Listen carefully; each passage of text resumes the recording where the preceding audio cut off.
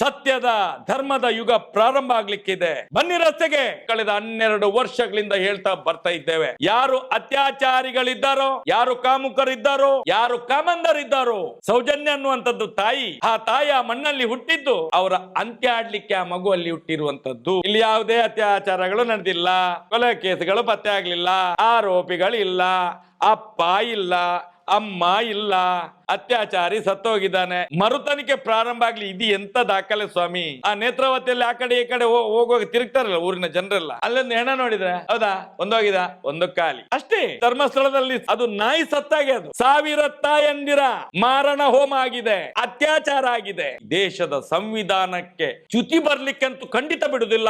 ಶ್ರೀ ಕ್ಷೇತ್ರ ಧರ್ಮಸ್ಥಳವನ್ನೇ ಒಂದು ಸತ್ಯದ ಪೀಠ, ಒಂದು ಧರ್ಮದ ಪೀಠ, ಒಂದು ನ್ಯಾಯದ ಪೀಠವನ್ನಾಗಿ ತೋರಿಸ್ತೇವೆ ನಾವು. ನ್ಯಾಯ ಸಿಗದೆ ವಿರಾಮಿಸೋದಿಲ್ಲ. ಯಾರು ಏನು ಬೇಕಾದ್ರೂ ಮಾಡಿ.